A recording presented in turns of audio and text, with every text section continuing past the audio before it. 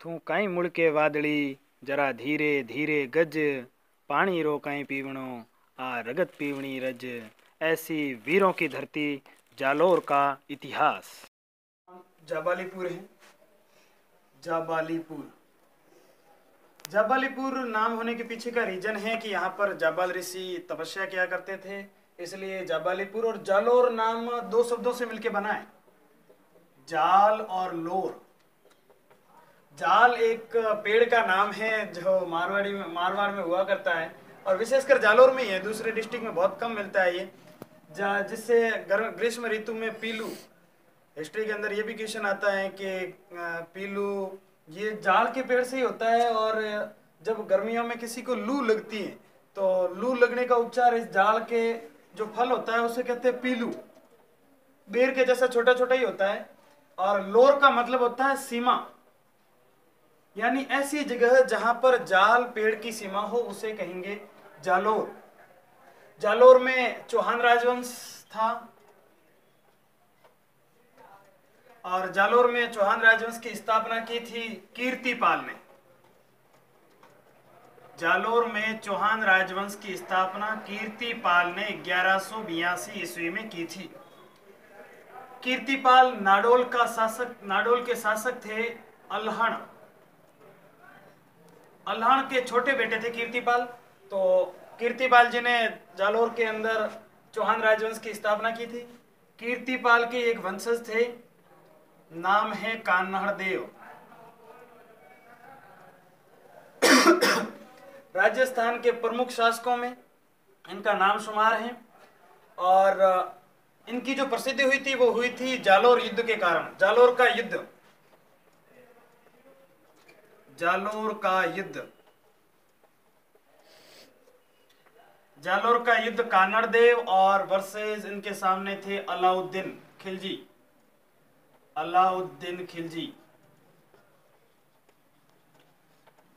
इस युद्ध के जो प्रमुख कारण थे, 1298 के अंदर अलाउद्दीन खिलजी की सेना में, राजस्थान का मानचित्र बना लेता हूं ऐसे वैसे रफली। यहां पड़ता है दिल्ली, जहां का शासक था अलाउद्दीन खिलजी। यहां से इनको जाना था सोमनाथ पे, आक्रमण किया था इसने 1298 ईस्वी में। अब जो सोमनाथ जाना था, तो सोमनाथ जाने का जो रास्ता था वो जालोर होके था।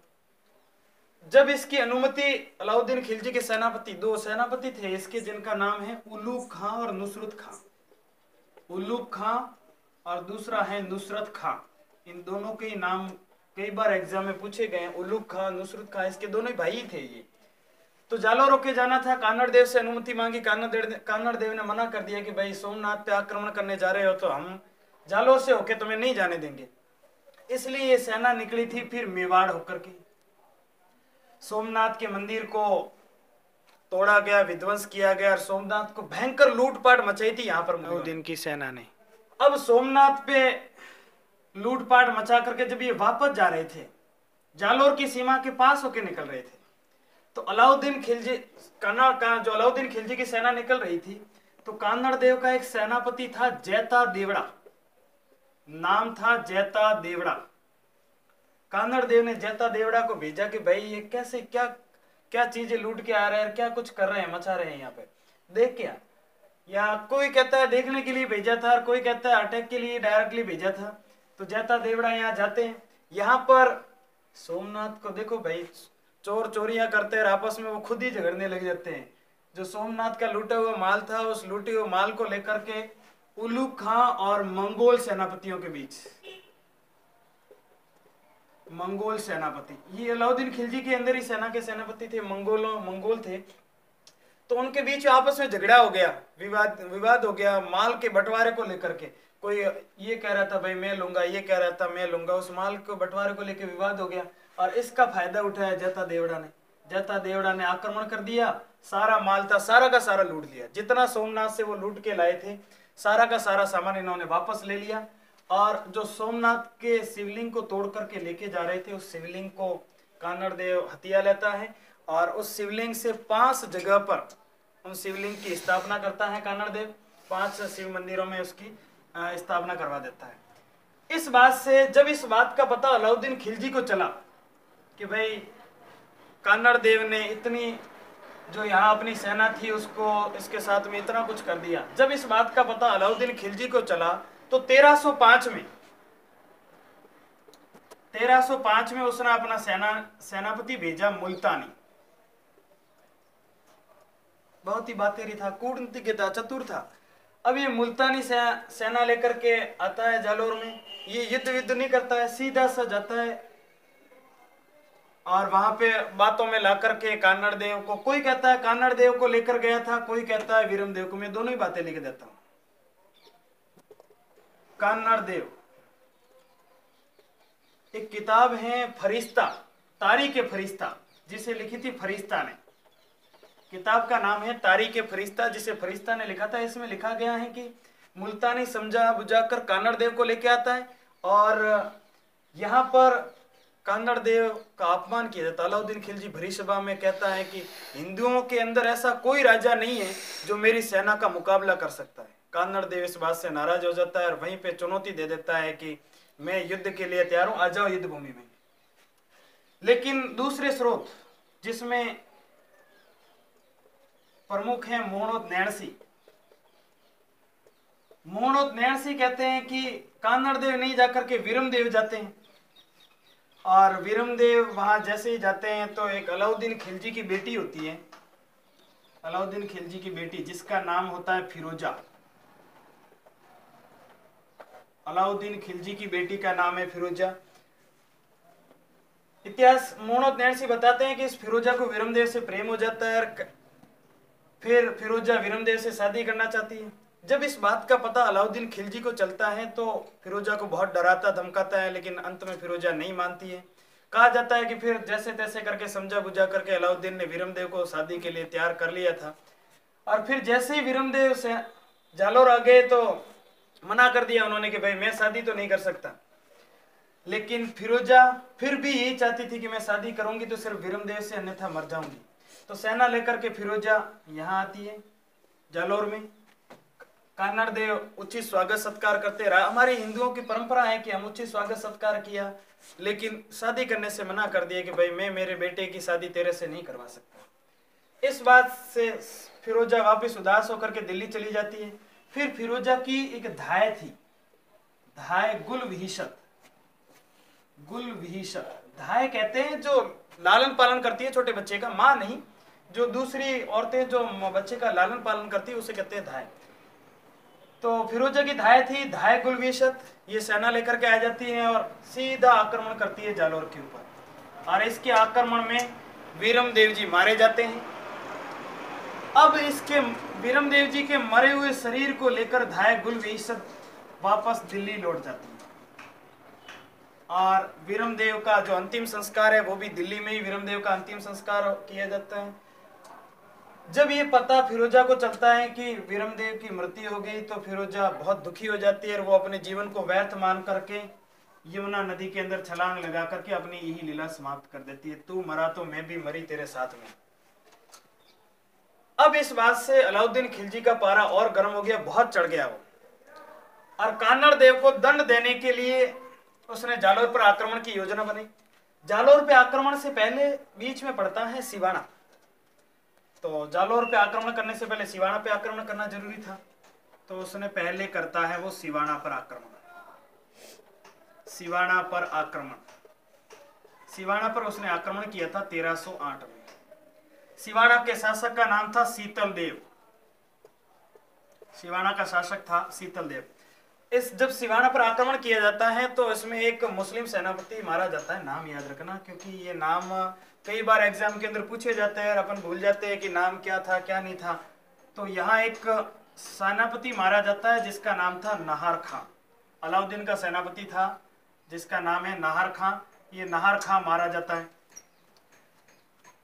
अब युद्ध में लगभग संभावना जीतने की नहीं देखी अलाउद्दीन खिलजी ने। अब युद्ध की जीतने की संभावना बहुत कम बची थी, लेकिन हम हारे नहीं युद्धों में, चले गए छल छंदों से, हर बार पराजय पाई हैं अपने घर के जयचंदों से। और अपने घर का जयचंद था भावड़ा, एक सरदार था भावड़े। इसने सारी बातें बता दी कि भाई किले के द्वार खुलवा दिए और किले के अंदर सेना कहाँ से लेके जाना, गेट खुलवा दिए। सेना ने, जो मुगलों की सेना थी वो किले के अंदर प्रविष्ट हो गई। अब जो साका हुआ यहाँ पर, अब कोई संभावना बची नहीं। जब किले के अंदर वो सेना आ गई थी तो राजपुताना वीरांगनाओं ने जौहर रचा लिया और राजपूतों ने केसरिया धारण कर लिया था। तो यहाँ पर साका हुआ था, सिवाना का साका 1308 में। याद रखना, सिवाना में साका हुआ था 1308 में। राजद्रोही का नाम है भावड़े। सिवाना का शासक था शीतल देव और मुस्लिम सेनापति जो मारा गया था उसका नाम था नाहर खान। जब इस बात का पता कानड़ देव को चला, बहुत नाराज हुआ, मेरे सिवाना में आकर के इतनी हिम्मत हो जाती है उसकी। उसने तुरंत, जो मुस्लिमों की सेना यहाँ से जा रही थी उसके पीछा किया और मलकाना, जगह का नाम है मलकाना, ये मेड़ता के पास में है, मेड़ता के पास में है मलकाना। मलकाना का युद्ध, कानड़ देव उस मुगल सेना, सुल्तान की सेना के ऊपर अटैक कर देती है और उसमें शम्स खां, इनकी सुल्तान की सेनापति होता है शम्स खां को उसकी पत्नी के सहित बंदी बना लेता है और जबरदस्त पराजय होती है मलकाना के युद्ध में सुल्तान अलाउद्दीन खिलजी की सेना की।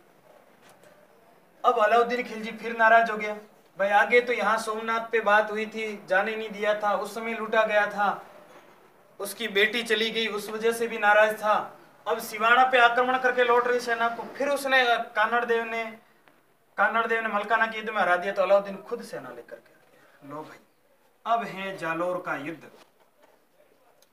जालोर का युद्ध, जालोर पहुंचते ही उसने जालोर के किले की घेराबंदी शुरू कर दी। वैसे मालदेव को बाड़े के नाके पर खड़ा किया था, लेकिन कमालुद्दीन, जालोर के दुर्ग का घेरा जो था वो कमालुद्दीन घेरे का काम सौंपा था कमालुद्दीन को। और कमालुद्दीन जालोर के दुर्ग को चारों ओर से घेर लेता है। बहुत समय तक यहाँ पे सेना पड़ी रही थी, लेकिन यहाँ पर भी वही सिचुएशन थी, किले के अंदर राजपूती सेना थी और किले के बाहर चारों ओर से घेरा हुआ था। एक कहावत सुनी होगी तुमने, राईरा भाव राते बीता, राईरा भाव राते बीता, यही की कहावत है, जालोर की फेमस है ये कहावत। और क्यों थी, देखिए, जब यहाँ पे अंदर किले को, जालोर का किला है, उसको चारों ओर से मिट्टी से पोत दिया गया था। अब गेट कहाँ पे है किसी को पता नहीं था, कहाँ से होके रास्ता जाएगा किसी को पता नहीं था। अब देख लो, सिवाना पे भी हमारे हारने का कारण विश्वासघाती भावड़े था और जालोर का युद्ध हुआ उसमें भी हमारे हारने का कारण था, वो था बीका। इस बीके की वजह से हम हारे थे। बीका ने सारी चीजें बता दी कि भाई ऐसे करो, तुम राई लाके डालो, जहां राई उग जाए वहां से खोदना शुरू कर देना और वहीं पे सुराख है, वहीं से किले के अंदर जाने का रास्ता है। और इस बीका की वजह से अलाउद्दीन ने कहा था, तू आजा मेरे साथ, मैं तेरे को जालोर का राजा बना दूंगा, तू आजा। और ये मिल गया और सारी चीजें बता दी अपने किले की। और फिर बेचारे राजपूत लड़ते हुए मारे गए और 1311-12 में जालोर के किले के ऊपर अलाउद्दीन खिलजी का अधिकार हो जाता है, कानड़ देव मारा जाता है। इस और जालोर का साका याद रखना, जालोर का साका 1311-12 में। सिवाना का हुआ था 1308 में और जालोर का साका हुआ 1311-12 में। कानड़ देव युद्ध में मारा जाता है। सिर्फ एकमात्र जीवित बचता है चौहान राजवंश में से, उसका नाम था मालदेव। चौहान राजवंश का एकमात्र जो व्यक्ति जीवित बचता है उसका नाम था मालदेव। इस मालदेव को अलाउद्दीन खिलजी ने बाद में चित्तौड़ का कार्यभार सौंपा था। इस बीका ने जब विश्वासघात किया और जब इसकी पत्नी को पता चला कि इसकी वजह से हमारे हार का कारण ये था, विश्वासघाती था, तो उसकी पत्नी ने इस सरदार के टुकड़े टुकड़े कर दिए थे। ऐसी है हमारी जालोर की धरती। हाँ, विश्वासघाती पैदा हुए, लेकिन वीरांगना ऐसी पैदा हुई जिसने ऐसे विश्वासघातियों को जिंदा रहने ही नहीं दिया था। दोस्तों, अगर वीडियो अच्छा लगा हो, देखें, अपने दोस्तों को भी जरूर शेयर करें।